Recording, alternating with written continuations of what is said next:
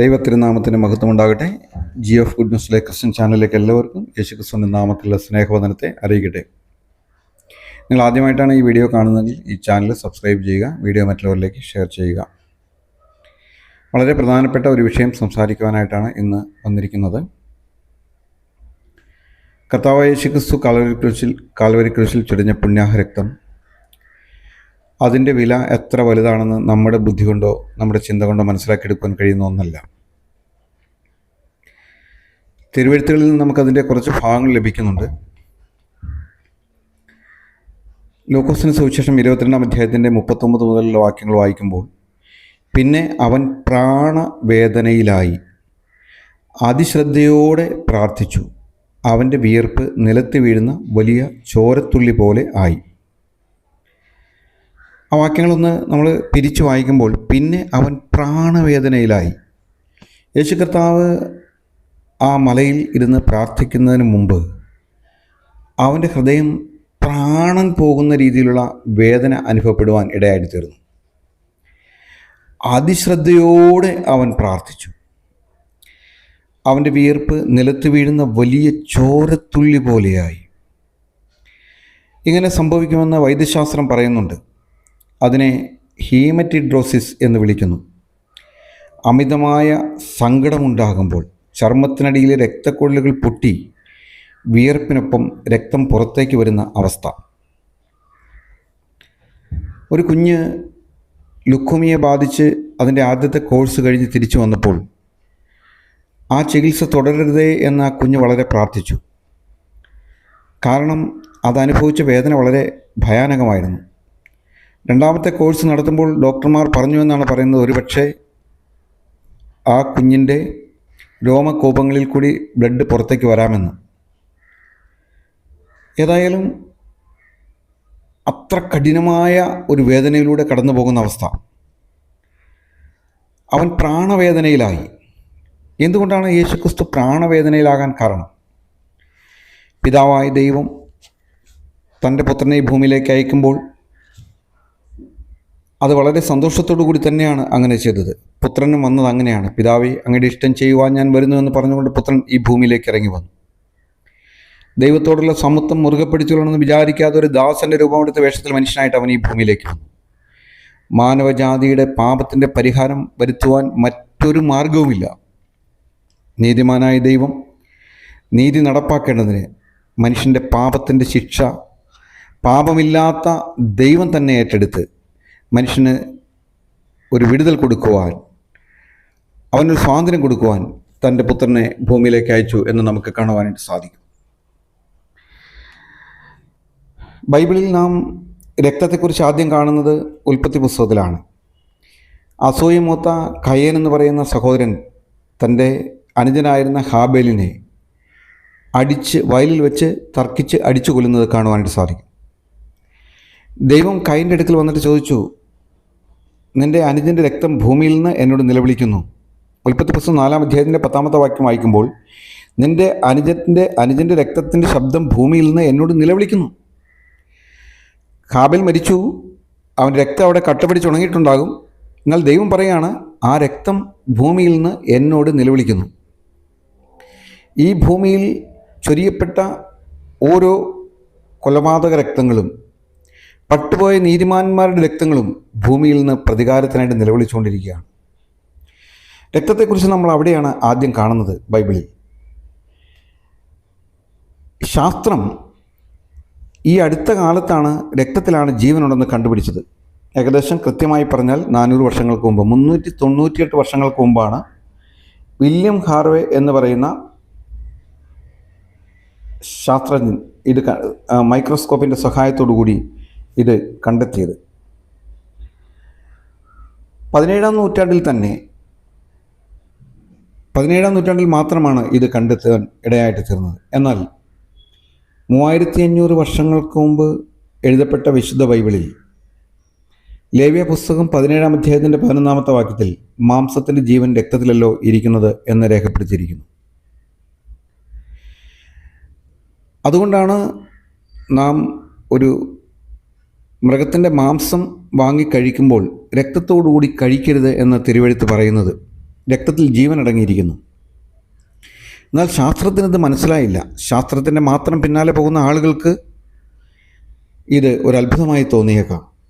അമേരിക്കയുടെ ആദ്യത്തെ പ്രസിഡൻ്റായിരുന്ന George Washington, അദ്ദേഹത്തിന് ഒരു ജ്വരം വന്നപ്പോൾ കുറച്ച് രക്തം ഊറ്റിക്കളഞ്ഞു കഴിഞ്ഞാൽ അദ്ദേഹം സുഖം പ്രാപിക്കുമെന്ന് വിചാരിച്ചുകൊണ്ട് രക്തം ഊറ്റിക്കളയുകയും അദ്ദേഹം മരിക്കുകയും ചെയ്തു. നമുക്കറിയാം, റോഡിൽ ഒരു ആക്സിഡൻറ്റിൽ പെടുന്ന ഒരാൾ രക്തം വാർന്നു പോയി മരിക്കുന്ന അനുഭവങ്ങൾ നാം ധാരാളം കേട്ടിട്ടുണ്ട്. മനുഷ്യൻ്റെ ശരീരത്തിൻ്റെ ഒരവയവം നഷ്ടപ്പെട്ടാലും അവൻ്റെ ജീവൻ നഷ്ടപ്പെടുന്നില്ല. എന്നാൽ അവൻ്റെ രക്തം ഊറ്റപ്പെട്ടു പോയാൽ അവൻ്റെ ജീവൻ നഷ്ടപ്പെടുന്നു. രക്തത്തിൽ ജീവനുണ്ട്. കർത്താവായ യേശുക്രിസ്തു മത്തായിയുടെ സുവിശേഷം 26-ാം അധ്യായത്തിൻ്റെ 28-ാമത്തെ വാക്യത്തിൽ പറഞ്ഞു, ഇത് പാപമോചനത്തിനായി അനേകർക്ക് വേണ്ടി ചൊരിയപ്പെടുന്ന പുതിയ നിയമത്തിലെ എൻ്റെ രക്തമാകുന്നു. രക്തം ഒരു ഉടമ്പടി ചെയ്യുവാനും കൂടി ഉള്ളതാണ്. നാം പുറപ്പാട് പുസ്തകത്തിൽ ഇസ്രായേൽ ജനത്തിൻ്റെ വീണ്ടെടുപ്പിനെക്കുറിച്ച് കാണുമ്പോൾ അവിടെ ഒരു പെസഹ നമുക്ക് കാണുവാനായിട്ട് സാധിക്കും. പെസഹ എന്ന് പറഞ്ഞു കഴിഞ്ഞാൽ പുറപ്പാട് 12-ാം അധ്യായത്തിൽ അവരോട് പറഞ്ഞു, ഇത് 1-ാം മാസം 10-ാം തീയതി, ഇത് 1-ാം മാസം, മാസങ്ങളുടെ ആരംഭമായി ഇത് 1-ാം മാസമാകുന്നു. 10-ാം തീയതി നിങ്ങൾ ഒരു ആട്ടിൻകുട്ടി എടുക്കണം. ആട്ടിൻകുട്ടി ഊനമില്ലാത്തതായിരിക്കണം, ഒരു വയസ്സ് പ്രായമുള്ളതായിരിക്കണം, ആടായിരിക്കണം. അത് കോലാടോ ചെമ്മരിയാടോ ആകാം. അതിനെ 14-ാം തീയതി വരെ സൂക്ഷിക്കണം. 14-ാം തീയതി സന്ധ്യാസമയത്ത് അതിനെ അറക്കണം. ഇസ്രായേൽ സഭയുടെ കൂട്ടമെല്ലാം അതിനെ അറക്കണം. അതിൻ്റെ രക്തം കുറേയെടുത്ത് തങ്ങൾ തിന്നുന്ന വീടുകളുടെ വാതിലിൻ്റെ കട്ടിളപ്പടിമേലും കുറുമ്പടിമേലും പുരട്ടണം. ചുട്ട് തിന്നണം. പച്ചയ്ക്കോ പുഴുങ്ങിയോ അത് തിന്നരുത്. ബാക്കി വന്നാൽ തീയിലിട്ട് ചുട്ടുകളയണം. തിടുക്കത്തോടെ തിന്നണം. ഇതാകുന്നു പെസഹ. നിങ്ങൾ പാർക്കുന്ന വീടുകളിൽ രക്തം അടയാളമായിരിക്കും. ദൈവം കൊടുത്ത കൽപ്പന പ്രകാരം ഇസ്രായേൽ ജനത്തിൻ്റെ കൂടാരങ്ങളുടെ മുൻപിൽ വെച്ച് അവരെല്ലാം ആ പെസഹ അറുത്തു, ആട്ടിൻകുട്ടിയെ അറുത്തു. 4 ദിവസം സൂക്ഷിച്ചതിന് ശേഷം ആട്ടിൻകുട്ടിയെ അവർ സന്ധ്യാസമയത്ത് അറുത്തു. അതിൻ്റെ രക്തം കുറച്ച് ഒരു പാത്രത്തിലെടുത്തതിന് ശേഷം ഈസോപ്പ് തണ്ടുകൊണ്ട് അവർ പാർക്കുന്ന വീടുകളുടെ കട്ടിളപ്പടിമേലും കുറുമ്പടിമേലും അവർ പുരട്ടി. മിസ്രൈമിൽ തീർച്ചയായിട്ടും കണ്ടിട്ടുണ്ടാകും, ചർച്ച ചെയ്തിട്ടുണ്ടാകും. ഏതോ ഒരു ആചാരം, ഏതോ ഒരു മോശമായ ചിന്താഗതി എന്നൊക്കെ അവർ പറഞ്ഞിട്ടുണ്ടാകും. അവരുടെ പരിഷ്കാരത്തിന് യോജിക്കാത്ത ഏതോ ഒരു കാര്യം എന്നൊക്കെ അവർ ചിന്തിച്ചിട്ടുണ്ടാകും. എന്നാൽ ദൈവം പറഞ്ഞ പ്രകാരം ഇസ്രായേൽ ജനം അത് ചെയ്തു കഴിഞ്ഞപ്പോൾ അന്ന് രാത്രിയിൽ സംഹാരദൂതൻ അതിലെ കടന്നുപോയി. സംഹാരദൂതൻ അതിലെ കടന്നു വന്നപ്പോൾ രക്തം കണ്ട വീടുകളെല്ലാം സംഹാരദൂതൻ ഒഴിഞ്ഞുപോയി. രക്തം അടയാളമായിരിക്കുമെന്നാണ് ഇസ്രായേൽ ജനത്തോട് ദൈവം പറഞ്ഞത്. അന്ന് രാത്രിയിൽ സംഹാരദൂതൻ അതിലെ കടന്നു പോകുമ്പോൾ ഇസ്രായേൽ ജനത്തിൻ്റെ ഒരു വീടുകളിലുള്ള ഒരു കുഞ്ഞു പോലും നഷ്ടപ്പെട്ടില്ല. എന്നാൽ മിസ്രൈമ്യരുടെ രാജാവിൻ്റെ മുതൽ കുണ്ടറയിൽ കിടക്കുന്നവൻ്റെ വരെ ആദിജാതന്മാരെ കടിഞ്ഞൂലുകളെല്ലാം നഷ്ടപ്പെടുവാനിടയായിട്ട് തീർന്നു. മൃഗങ്ങളുടെ കടിഞ്ഞൂലുകളും മരിക്കുവാൻ തക്കവനിടയായിട്ട് തീർന്നു.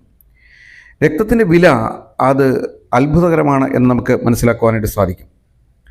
പഴയ നിയമ തിരുവെഴുത്തുകളിൽ ഈ ശുശ്രൂഷ ഒരു മറയിലാണ് നടന്നിരുന്നത്, ഒരു രഹസ്യമായിട്ടാണ് നടന്നിരുന്നത്.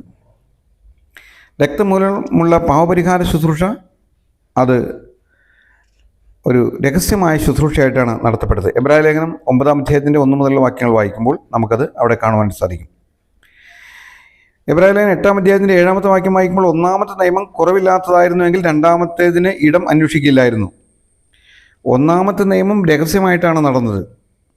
അതായത് മഹാപുരോഹിതൻ വർഷത്തിലൊരിക്കൽ മൃഗത്തെ അറുത്ത് തൻ്റെ പാപത്തിനും ജനങ്ങളുടെ പാപത്തിനും വേണ്ടി ആ രക്തമെടുത്ത് ആ കൂടാരത്തിൻ്റെ 3 ഭാഗങ്ങൾ, പ്രാകാരം, വിശുദ്ധസ്ഥലം, അതിപരിശുദ്ധ സ്ഥലം, അതിപരിശുദ്ധ സ്ഥലത്തെയും വിശുദ്ധ സ്ഥലത്തെയും വേർതിരിക്കുന്ന ഒരു വലിയ തിരശ്ശീലയുണ്ട്. അതിപരിശുദ്ധ സ്ഥലത്ത് കൃപാസനമുണ്ട്. കൃപാസനത്തിൻ്റെ അകത്ത്, ആ നിയമപ്പെട്ടകത്തിൻ്റെ അകത്ത് മണ്ണായിട്ട് വെച്ച പൊൻപാത്രമുണ്ട്. അഹ്റോൻ്റെ തളിർത്ത വടിയുണ്ട്. മോശയ്ക്ക് ദൈവം സീനായമലയിൽ എഴുതി കൊടുത്ത കൽപ്പലകകളുണ്ട്. ആ കൃപാസനത്തിനടുക്കൽ ഈ രക്തം എടുത്തുകൊണ്ടുപോയി തളിക്കണം.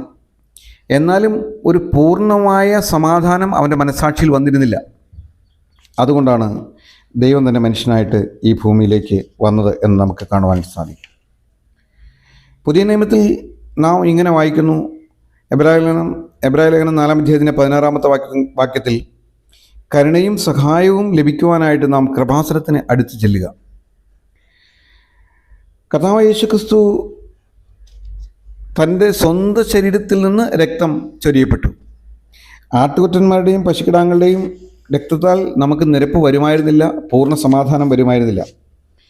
അതുകൊണ്ട് കർത്താവായ യേശുക്രിസ്തു ക്രൂശിൽ ചൊരിഞ്ഞ രക്തമുഖാന്തരം നമുക്ക് സമാധാനമുണ്ടായി. പിതാവായ ദൈവത്തോട് നമുക്ക് നിരപ്പുണ്ടായി. നമുക്ക് ദൈവമായിട്ട് കൂട്ടായ്മ സാധിക്കുവാൻ ഇടയായിട്ട് തീർന്നു. ഇത് പാപപരിഹാരത്തിന് വേണ്ടി ദൈവം തന്നെ ചൊരിഞ്ഞ പുണ്യാഹരക്തമാണ്. പഴയ നിയമ തിരുവെഴുത്തുകളിലെ ഓരോ രക്തസാക്ഷികളും പ്രതികാരത്തിനായിട്ട് നിലവിളിക്കുമ്പോൾ കാൽവരി ക്രൂശിൽ ചൊരിയപ്പെട്ട യേശുക്രിസ്തുവിൻ്റെ പുണ്യാഹരക്തം, പിതാവേ, ഇവർ ചെയ്യുന്നതെന്തെന്നറിയായാൽ ഇവരോട് ക്ഷമിക്കണമേ, ക്ഷമിക്കണമേ, ക്ഷമിക്കണമേ എന്ന് നിരന്തരമായി ആ ക്രൂശിൽ അപേക്ഷിച്ചുകൊണ്ടിരുന്നു. അത് ക്ഷമയുടെയും പാപമോചനത്തിൻ്റെയും പാവപരിഹാരയാഗമായിട്ട് ചൊരിഞ്ഞ ആ പുണ്യാഹരക്തത്തിൻ്റെ അടുക്കൽ നാം കടന്നു ചെന്നിട്ട്, കർത്താവായ യേശുവേ, ഞാനൊരു പാപിയാണ്, എൻ്റെ പാപത്തിന് വേണ്ടി 2000 വർഷങ്ങൾക്ക് മുമ്പ് നീ ഈ ഭൂമിയിലേക്ക് ഇറങ്ങി വന്ന് എൻ്റെ പാപങ്ങളും ശാപങ്ങളും രോഗങ്ങളും ഏറ്റെടുത്തുകൊണ്ട് ക്രൂശിന്മേൽ കയറി മരിച്ചു എന്ന് ഞാൻ വിശ്വസിക്കുന്നു. നീ ക്രൂശിൽ ചൊരിഞ്ഞ പുണ്യാഹരക്തം കൊണ്ട് എന്നെ കഴുകി എന്നെ ശുദ്ധീകരിച്ച് നിൻ്റെ മകനാക്കി തീർക്കണമേ, മകളാക്കി തീർക്കണമേ എന്ന് പ്രാർത്ഥിക്കുമ്പോൾ ദൈവം തൻ്റെ മകനായും മകളായും നമ്മളെ കൈക്കൊള്ളും. യേശുക്രിസ്തുവിൻ്റെ രക്തം നമ്മുടെ സകല പാപവും പോക്കി നമ്മെ ശുദ്ധീകരിക്കും. ആട്ടുകൊറ്റന്മാരുടെയും പശുക്കിടാങ്ങളുടെയും രക്തത്തിന് ജഡിക ശുദ്ധി വരുത്താൻ കഴിഞ്ഞെങ്കിൽ കർത്താവായ യേശുക്രിസ്തു 2000 വർഷങ്ങൾക്ക് മുമ്പ് കാൽവരി ക്രൂശിൽ ചൊരിഞ്ഞ പുണ്യാഹരക്തത്തിന് നമ്മുടെ അകത്ത് ഒരു മാംസമായ ഒരു ഹൃദയം ഉണ്ടാകുവാൻ തക്കോണം, ഒരു ശുദ്ധമായ ഒരു ഹൃദയം ഉണ്ടാകുവാൻ തക്കോണം, ഒരു നിഷ്കളങ്കമായ ഹൃദയം ഉണ്ടാകുവാൻ തക്കോണം, നമ്മുടെ മനസ്സാക്ഷിയിൽ ഒരു പൂർണ്ണ സമാധാനം വരുത്തുന്ന പുണ്യാഹരക്തത്തിൻ്റെ അടുക്കിലേക്കാണ് നാം കടന്നു വന്നിരിക്കുന്നത്. എന്നെ കേൾക്കുന്ന പ്രിയ സഹോദര, പ്രിയ സഹോദരി, ഈ വചനം നീ യാദൃശ്ചികമായിട്ട് കേൾക്കുന്നതല്ല. ദൈവത്തിന് നിന്നെക്കുറിച്ചൊരു പ്ലാനുണ്ട്, ഒരു പദ്ധതിയുണ്ട്. നീ നിൻ്റെ ആചാരങ്ങളും വിഗ്രഹാരാധനകളെല്ലാം വിട്ട് കർത്താവായ യേശുക്രിസ്തുവിൻ്റെ ക്രൂശിലെ വിലയേറിയ രക്തത്തിൽ ആശ്രയിച്ച് നീ കടന്നു വരുമെങ്കിൽ അത് നിനക്ക് പാപമോചനം തരുന്ന രക്തമാണ്. അത് നിന്നെ പിതാവായ ദൈവത്തോട് നിരപ്പിക്കുന്ന രക്തമാണ്. അത് നിനക്ക് പൂർണ്ണമായ സമാധാനം തരുന്ന രക്തമാണ്. ഇന്ന് യേശുക്രിസ്തുവിൻ്റെ ക്രൂശിലെ വിലയേറിയ രക്തത്തിനടുക്കൽ വരുവാൻ തക്കവണ്ണം നിങ്ങളെ ആഹ്വാനം ചെയ്തുകൊണ്ട് ഈ ചെറിയ ശുശ്രൂഷയിൽ വിരമിക്കുന്നു. കർത്താവിൻ്റെ വലിയ നാമം ഇന്നും എന്നേക്കും വാഴ്ത്തപ്പെടുമാറാകട്ടെ. ആമേൻ.